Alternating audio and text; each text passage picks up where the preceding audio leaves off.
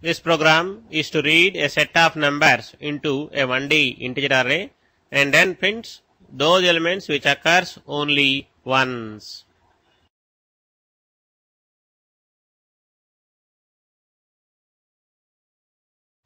As usual, stdio.h is included, main is defined. A array A is taken to have 10 elements. The variables I and n, j and c are declared. The printf statement asks the user to enter a value for n. The following scanf statement will read the value whatever user enters into the variable n. This for loop reads the data into the array A.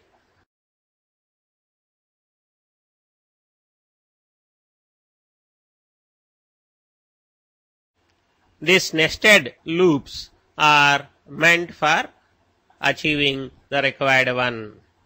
The outer for loop, it takes one element and try to compare that element with all the elements of the array, including itself. Whenever this element value is same as another element value, the counter value will be incremented by 1. Of course, before the inner for loop, the counter value will be initialized to 0. After completing the inner for loop, the C value indicates the ith element of the array, how many times it is seen in the array.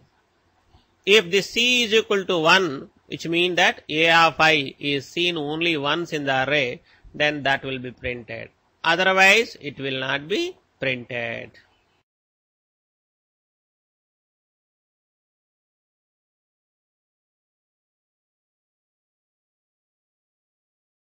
The following screens demonstrate how the values will be read into the array.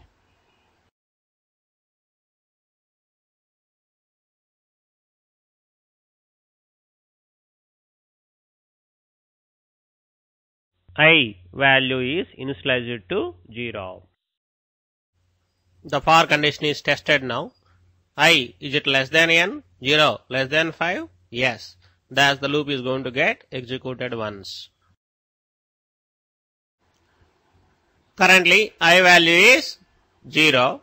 Thus A of 0, that is 5. We are supposed to find out how many times 5 is occurring in the array. Thus we have taken the counter value is initially 0. The inner for loop is aimed at traversing the array one element after another and comparing each element value with A of I. Thus, j value is initialized to 0.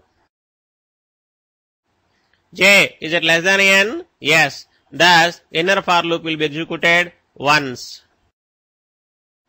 Is A of I, is it equal to A of j? A of I currently 5. A of j also 5, as I and j are same. That is, we are comparing 0th element with 0th element itself. Thus, it is bound to be same. Thus, C value will be incremented by 1.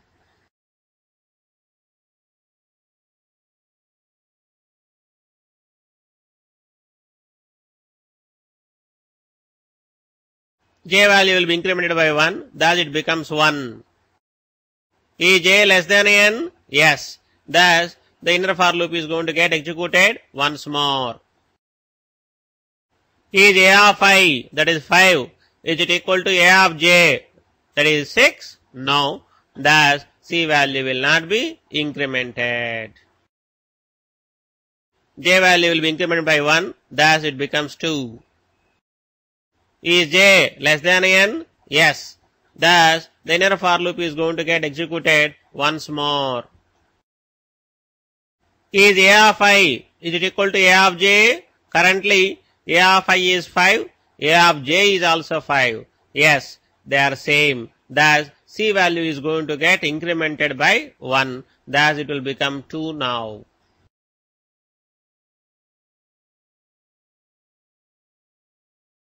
J value is incremented by 1, thus it becomes 3 now. Is J less than n? Yes. Thus, the inner for loop is going to get executed once more.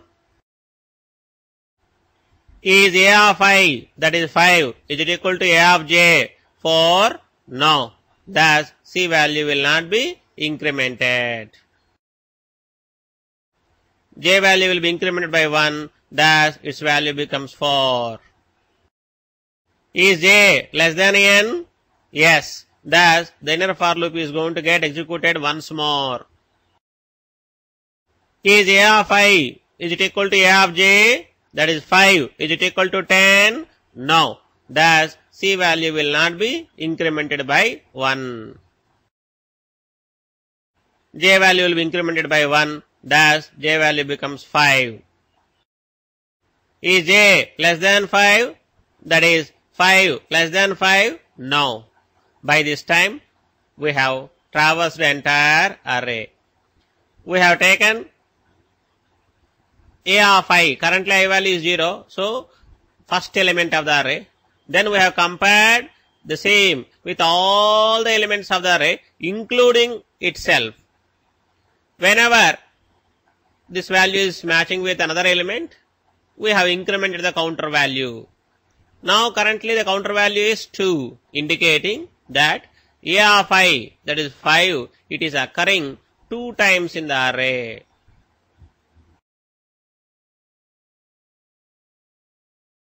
Is C equal to 1? No. Thus, A of I will not be printed because it is occurring more than once. I value will be incremented by 1. Now, for condition is tested. I, is it less than n? 1 less than 5? Yes. Thus, the loop is going to get executed once more. Current value of I is 1. A of I, that is 6. So, we are interested to find out how many times the value 6 is seen in the array. Thus, the C value is first initialized to 0. We wanted to traverse the array element by element and compare with the A of I, that is 6 now. For this inner for loop is written. J value is initialized to 0. J less than n? Yes. Thus, inner for loop is going to get executed once. A of I, currently I value is 1. Thus, A of I is 6. Is it equal to A of J? J value is 0. A of 0, that is 5? No. Thus, C value will not be incremented by 1. J value is incremented by 1, thus J becomes 1. J less than n? Yes. Thus, the inner for loop is going to get executed once more. Is A of I, is it equal to A of J? Both I and J values are 1 now. Obviously, the condition will be true. Thus, C value will be incremented by 1.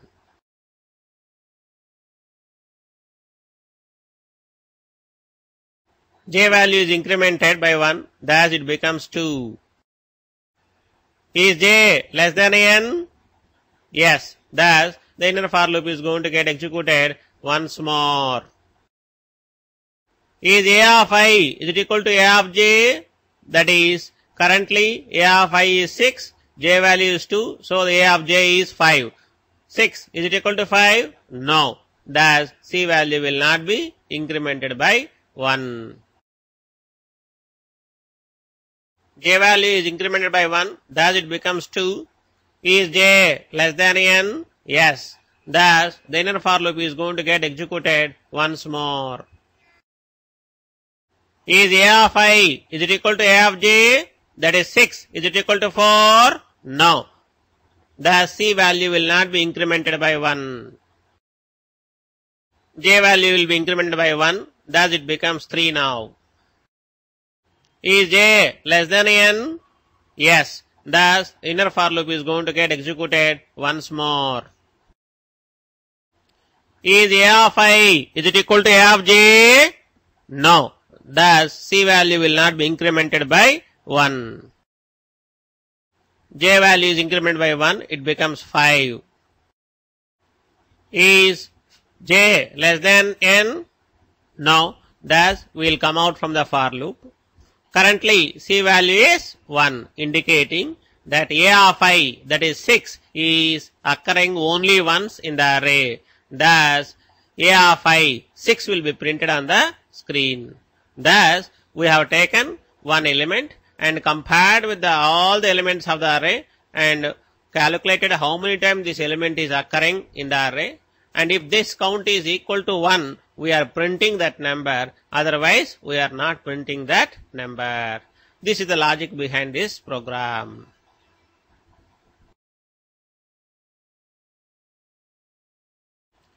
This program is to read a set of numbers into a 1D integer array